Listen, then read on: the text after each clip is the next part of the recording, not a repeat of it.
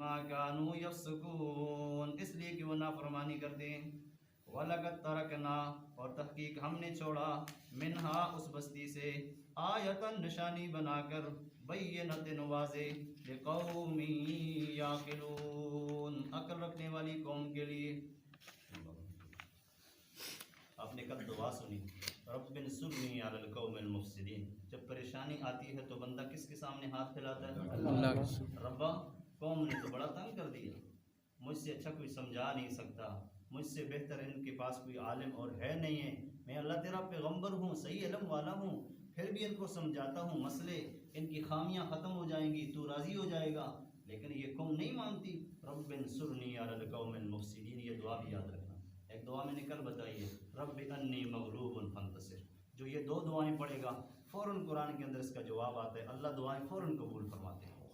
رب نصرنی، ہے میرے رب میری مدد فرما، علی القوم المفسدین، فسادی قوم پر۔ ادھر دعا ہوئی، ادھر قرآن کہتا ہے ولما جاءت، رب ذوالجلال نے فرمایا فرشتو جبریل جی، میکائیل تو بھی سن، اسرافیل تو بھی سن، 6 کے 7 فرشتے اللہ نے بھیج دیے، فرمایا جاؤ ایک پیغمبر کو خوشخبری دے کے آ جاؤ، دوسرے پیغمبر کو دعا کی تسلی دے کے آ جاؤ۔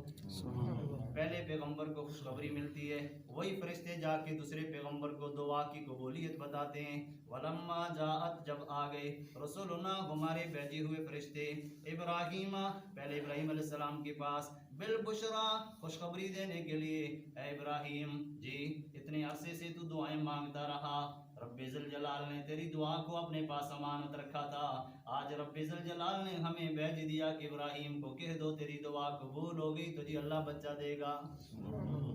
ٹھیک ہے جی، بالبشرا۔ باہر نکلی عورت کہنے لگی بچہ، میری عمر دیکھو، اس عمر میں بچے ہوتے ہیں، یا ویلتا، اے افسوس، اَأَلِدُ وَأَنَا عَجُوزٌ، میں تو بوڑھی ہوں۔ فرشتے کہنے لگے رب کا فیصلہ ہو چکا ہے، اب بات ٹلنے والی نہیں ہے، بیٹا بھی ملے گا اور بیٹے کے بعد پوتے کی بھی خوشخبری سن لے۔ کتنی بڑی بات ہوتی ہے یار، آپ لوگوں کو اللہ نے بیٹے دیے ہیں نا، تو ان بیٹوں کی طرف دیکھو، ابراہیم علیہ السلام کو کتنی بڑی خوشی ہوئی ہوگی، اور وہ بھی آخری عمر میں۔ اور دوسری بات، قالو، کہنے لگے انا مہلکو، بے شک ہم ہلاک کرنے بھی آئے ہیں، اہل ہذہ القریہ، اس بستی کو، ان اہلہا کانوا ظالمین، اس میں رہنے والے ظالم ہیں۔ حضرت ابراہیم علیہ السلام نے بات سنی، مجھے تو خوشخبری مل گئی، لیکن آگے جس بستی کی طرف جا رہے ہیں وہاں تو میرا بھتیجا بھی ہے، اور پورے 80 سال محنت میں صرف میرے اوپر ایمان اسی نے قبول کیا ہے، آج اس کے لیے بھی بڑا مسئلہ بن گیا۔ قال، کہنے لگے ان فیہا لوطا، اس میں لوط علیہ السلام بھی تو ہیں۔ قالو، فرشتے کہنے لگے نحن اعلم بمن فیہا، ہمیں بھی تو معلوم ہے، لیکن ہم اللہ کی طرف سے آئے ہوئے ہیں، رب ذوالجلال کا فیصلہ اٹل ہے، مرضی کس کی چلے گی؟ اللہ کی چلے گی۔ لننجینہ، اللہ کریم نے فرمایا ہم لوط علیہ السلام کو لننجینہ، نجات دیں گے، بچائیں گے، وَأَهْلَهُ، اور گھر میں جو 2 بیٹیاں ایماندار ہیں ان کو بھی بچائیں گے، إِلَّا امْرَأَتَهُ، مگر بیوی نہیں بچے گی۔ اللہ، پیغمبر بیوی کو بچا سکا جی؟ آپ قرآن کے مطابق عقیدہ رکھیں گے یا معاشرے کے مطابق؟ قرآن کہتا ہے لوط علیہ السلام اپنی بیوی کو عذاب سے نہ بچا سکے۔ بیٹیوں کو اللہ نے ہمت دے دی، ہدایت جس کو اللہ دیتا ہے کوئی روک تو سکتا نہیں۔ اب بیٹیوں نے ماں کی بات نہ مانی، بیٹیوں نے باپ کی بات مان کے کلمہ پڑھ لیا۔ اللہ کا نظام دیکھو، بیٹیاں بھی بچ گئیں، لوط علیہ السلام بھی بچ گئی، اور نہ بچے تو اپنی حقیقی بیوی نہ بچی، نوح علیہ السلام کی قوم پہ عذاب آیا تو نہ بچے، بیٹے بھی نہ بچے، اور بھی ان کی وہ بھی نہ بچی۔ بچانے والا بولو کون ہے؟ اللہ۔ لننجینہ، ہم لوط علیہ السلام کو بھی بچائیں گے، وَأَهْلَهُ، اور گھر والوں کو بچائیں گے، إِلَّا امْرَأَتَهُ، مگر بیوی نہیں۔ پہلے کہا گھر والوں کو نا، تو گھر والوں میں بیوی آتی ہے تو فوراً اللہ نے معاملہ صاف کر دیا، إِلَّا امْرَأَتَهُ، گھر والوں میں سے بیوی کو نکال دو نا، إِلَّا امْرَأَتَهُ کانت من الغابرین، وہ پیچھے رہنے والوں میں سے ہے۔ سوچو قرآن کیا کہتا ہے، کانت من الغابرین، وہ پیچھے رہنے والے ہیں۔ آپ سب لوگوں نے مل کے جماعت کے ساتھ نماز پڑھی، ایک شخص نے جماعت کے ساتھ یا نماز پڑھی نہیں یا جماعت کے ساتھ نہیں پڑھی، تو شریعت کی نظر میں وہ ناکام ہے کامیاب ہے؟ ناکام۔ کیوں ناکام ہے؟ قرآن ہمیں کہتا ہے کانت من الغابرین، جو دین میں پیچھے رہ گیا وہ ناکام ہے، جو دین میں آگے بڑھا وہ کامیاب ہے۔ لوط علیہ السلام کامیاب ہو گئے، 2 بچیاں کامیاب ہو گئیں، بیوی کے بارے میں اللہ کہتا ہے کانت من الغابرین، وہ پیچھے رہنے والوں میں سے تھی، یعنی ایمان سے پیچھے تھی، ایماندار تھی نہیں، ایمان تو آگے رکھتے بندے کو. ولما ان جاءت، ابراہیم علیہ السلام سے بات ختم ہوئی، آگے پہنچائے. جاءت، آ گئی، رسولنا، ہمارے بھیجے ہوئے فرشتے، لوط علیہ السلام کے شہر میں پہنچ گئے. دوپہر کا وقت تھا، بڑی دھوپ اور گرمی کا مرحلہ تھا. دروازے کو دستک دی، حضرت لوط علیہ السلام نے دروازہ کھولا. نیک لوگوں کے دروازے ہمیشہ بند ہوتے ہیں، پردے ہوتے ہیں ان کے. جو ہی دروازہ کھلا، حضرت لوط علیہ السلام نے شکل صورت دیکھی، بڑے معزز مہمان آ گئے. پر ربا میری قوم اتنی گندی ہے، کہیں میرے مہمانوں کو بے عزت نہ کر دے. میں نے کل آپ کو بتایا. حضرت لوط علیہ السلام بہم، پریشان ہو گئے ان کی وجہ سے. وذاق بہم ذرا، وذاق، اور تنگ ہو گئی، بہم ان کو دیکھ کر، ذرعن دل میں. وقالوا، فرشتوں نے کہا، لا تخف، اے لوط علیہ السلام ڈرنا نہیں، ولا تحزن، غم بھی نہ کر، انا منجوکا، ہم تجھے بھی بچائیں گے، واہلکا، تیرے گھر والوں کو بھی بچائیں گے، الا امرأتکا، مگر تیری بیوی نہیں بچ سکتی، کانت من الغابرین، وہ پیچھے رہنے والوں میں سے ہیں. ابھی سب آیت میں وہی پڑھ رہا ہوں کہ دوسری آیت آ رہی ہے؟ شاباش، دو آیتیں، پہلے بھی غابرین گزرا، پھر پیچھے دوسری پھر آیت میں غابرین گزرا. پہلے ابراہیم علیہ السلام کو قصہ بتا رہے تھے، اب لوط علیہ السلام کے سامنے خود فرشتے بات بتاتے ہیں. تو دونوں باتیں، انا منزلون علی اہل ہذہ القریہ، ہم اس بستی پہ عذاب لانے والے ہیں. ٹھیک ہے. رجزم من السماء، عذاب آسمان سے، بما کانوا یفسقون، اس لیے کہ وہ نافرمانی کرتے تھے. نافرمانیوں کا نتیجہ پھر عذاب ہوتا ہے کہ نہیں ہوتا؟ اللہ کریم نے کیا فرمایا؟ وَلَقَدْ تَرَكْنَا مِنْهَا، ہم نے چھوڑی ایک نشانی، بَيِّنَةً، واضح. اتنی بڑی نشانی اللہ نے چھوڑ دی، اتنی بڑی نشانی. قرآن ایک جگہ آپ اٹھائیں، قرآن کہتے ہیں فَتَمَسْنَا أَعْيُنَهُمْ، اللہ نے ان کی نظروں کو لے کے اندھا کر دیا. اللہ، یہ بھی نشانی. دوسرے مقام پہ قرآن کہتا ہے حجارۃ من سجیل، پہلا عذاب، ان کی آنکھوں کی نظر میرے رب نے لے لی. جو لوط علیہ السلام کی قدر نہیں کرتے تھے، بے حیا قوم تھی، اللہ نے ان کی نظر لے لی. یاد رکھو، یاد رکھو کہ نظر بہت بڑی نعمت ہے، اور اللہ دیتا بھی اس انسان کو تیز نظر، تیز ذہن اس کو دیتا ہے جو نظر کی حفاظت کر کر کے چلتا ہے. آج ہی اگر نظر کی آپ حفاظت نہ کریں نا، ایک تو نظر کمزور ہو جائے گی آپ کی، نمبر 2 ذہن بھی کمزور ہو جائے گا. تو یہ نظر کی حفاظت بڑی دولت ہے.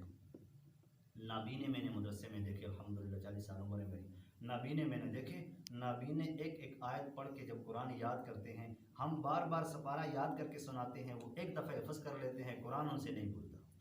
وجہ کیا ہوتی ہے؟ نابینے ہوتے ہیں، نظر کی بڑی حفاظت ہوتی ہے. چونکہ نابینے ہیں تو غیر محرم کو نہیں دیکھ سکتے. اللہ اس کی دولت کیا دیتا ہے کہ اس کا ذہن حافظہ بڑا مضبوط اللہ رکھ لیتا ہے. نظر کی حفاظت بہت بڑی دولت ہے. جن کی نظر نہیں ان کی میں نے بات کر دی. اللہ نظر دے رہا ہے، وہ اگر نظر کی حفاظت کرتے کرتے چلے تو اللہ صلہ کیا دیتا ہے؟ اللہ کریم نے اپنے حبیب کو فرمایا ایمان کی لذت اس کو عطا کروں گا جو نظر کی حفاظت کرے گا. تو یہ بے حیا قوم تھی، یہ نظر کی حفاظت نہیں کیا کرتی تھی. اللہ کریم نے کیا فرمایا؟ فَتَمَسْنَا أَعْيُنَهُمْ، آنکھوں کو میں نے کیا کر دیا؟ بولو، اندھا کر دیا. ایک عذاب. نمبر 2 حجارۃ من سجیل، پتھروں کی بارش بھی برس گئی. 2 عذاب. نمبر 3 فرشتے نے اپنے پر کے ساتھ بستی کو اٹھایا اور اوپر سے الٹا کر دیا. کتنے عذاب ہو گئے؟ 3 عذاب. اللہ اکبر، کتنے بڑے بڑے عذاب اللہ نے بھیجے. اللہ کریم فرماتے ہیں وَلَقَدْ تَرَكْنَا مِنْهَا آیَةً، ہم نے یہ نشانی بنائی ہے، بَيِّنَةً، بڑی واضح نشانی ہے، لِقَوْمٍ یعقلون، عقل رکھنے والی قوم کے لیے. اس واقعے کو دیکھ کر عقل مند لوگ سمجھیں گے کہ واقعی اللہ کی نافرمانی کتنی بری چیز ہے. کہ دیکھو 70 ماؤں سے 70 والدین سے وہ زیادہ محبت کرتا ہے اللہ، لیکن جب نافرمان قوم بن جاتی ہے تو اللہ کریم کی وہ محبت سامنے نہیں آتی، پھر عذاب سامنے آتا ہے. بستیاں الٹ ہو جاتی ہیں، اچھا عورتیں بیوہ ہو جاتی ہیں، بچے یتیم ہو جاتے ہیں. اس نافرمان پہ اتنی سخت عذاب کیوں آتا ہے؟ کل اللہ نے یوں فرمایا کہ 70 ماؤں سے مجھے محبت زیادہ ہے بندے سے، اور میں زیادہ محبت کرتا ہوں اپنے بندے سے. آج وہی بندہ جب شریعت کو چھوڑ دیتا ہے، اللہ کو بندہ پیارا نہیں ہے، اللہ کو اپنی شریعت پیاری ہے کہ نہیں؟ اگر اللہ کو بندے پیارے ہوتے، شریعت پیاری نہ ہوتی تو اللہ سارے انبیاؤں کو تکلیفیں نہ دیتا. سارے انبیاؤں کو کتنی بڑی بڑی قربانیاں انبیاء نے، آروں کے نیچے آئے، شہید بھی ہوئے، اچھا اور کتنے بڑے ملک بدر ہوئے، کیوں؟ اللہ کریم نے سمجھایا شریعت آگے ہے بندہ پیچھے ہے، بندہ شریعت کے تابع بن کی زندگی گزارے گا، اور اس شریعت کے لیے بندوں کی تکلیفیں محنتیں مصیبتیں آئیں تو صبر کر لو، میں اللہ ان کو بہت بڑا اجر عطا فرماؤں گا۔ اسلام کی خاطر اللہ نے انبیاء کو قربان کیا، پتہ چلا اسلام آگے ہے انبیاء بعد میں۔ نمبر 2، اسلام کی خاطر اللہ نے اولیاء کو قربان کیا، پتہ چل گیا اسلام آگے ہے، شریعت آگے ہے، اولیاء بعد میں ہے۔ اور اسلام کی خاطر اللہ نے یہ ہمیں اڈے دیے، مساجد دیے کہ بھائی اجتماعی طور پہ آپ دین اپنا اسلام برقرار رکھیں، اور یہاں بیٹھے ماحول ایسا بنے تمہارا ایمان بنے۔ اس سے پتہ چلتا ہے اللہ کی نظر میں شریعت کی بہت بڑی قدر ہے۔ تو لوط علیہ السلام کی قوم جب نافرمانی شروع کی، لوط علیہ السلام نے دعا کی، بد دعا کی۔ کچھ لوگ کہتے ہیں نا نبی بد دعا نہیں کرتے، نبی بد دعا نہیں کرتے مسلمانوں کے لیے، نبی بد دعا نہیں کرتے مسلمانوں کے لیے، لیکن جب مسلمان نہ رہیں تو نبی پھر بد دعا کرتے ہیں کہ نہیں کرتے؟ رب انصرنی علی القوم المفسدین، اللہ فسادی قوم پہ ہماری مدد فرما، رب ذوالجلال نے فوراً فرشتے بھیج دی۔ اور اسی طرح نوح علیہ السلام کی قوم جب حد سے بڑھی، 82 آدموں کے علاوہ 80 کے علاوہ جب مسلمان نہیں ہوئی، تو حضرت نوح علیہ السلام نے ہاتھ اٹھا کے کہا رب لا تذر علی الارض من الکافرین دیارا، رب ایک گھر بھی ان کافروں کا دنیا پہ نہ چھوڑنا۔ کتنی بڑی بد دعا ہے۔ اور ہمارے نبی کریم صلی اللہ علیہ وسلم ساری عمر دعائیں دیتے رہے، جب حد سے ٹپک گیا ایک شخص نا، اس نے آ کے نبی علیہ السلام کے چہرے پہ تھوک ڈالا اور نبی علیہ السلام کی بیٹیوں کو طلاق دے دی سامنے چہرے پر، منہ پر۔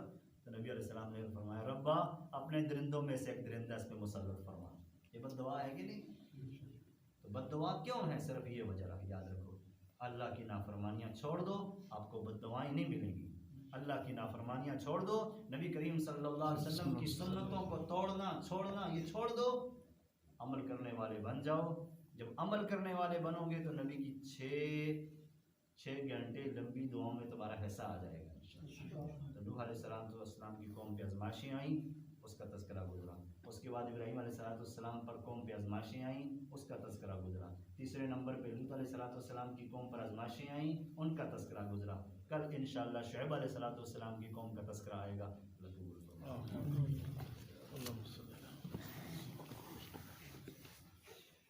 یا اللہ یہ ترجمہ، یہ تفسیر، یہ حلقہ بیٹھنا قبول و منظور فرما۔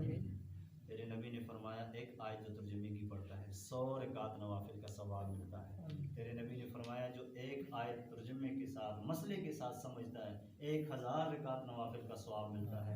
رب ہم سب کو یہ 1000 سے بھی زیادہ عطا فرما۔ رب ہمارے لیے نوافل کی عبادت قبول فرما، ہمارے لیے اللہ یہ فرائض کے درجے میں قبول فرما۔ تیرے نبی نے جب یہ فرمایا سنی تو تیرے نبی نے فرمایا ربا میری امت بڑی شان والی ہے، اس کے لیے تعداد نہ رکھ بلکہ بغیر حساب کے ان کو اجر عطا فرما۔ یا اللہ وہ دعا ہمارے حق میں قبول فرما۔ اللہ جتنے مسلمان گھروں اسپتالوں میں زیر علاج پریشان مجبور ہیں، بیمار ہیں، ربا روحانی جسمانی ساری مرضیں دور فرما، ساری مرضیں دور فرما۔ کتنے تیرے بندے یہاں بیٹھے ہیں، رزق کا مسئلہ ہے تو رزق آسان فرما، اولاد کا مسئلہ ہے تو اولاد نیک صالح عطا فرما، کوئی نافرمان ہے تو فرما بردار فرما، قرضے ہیں تو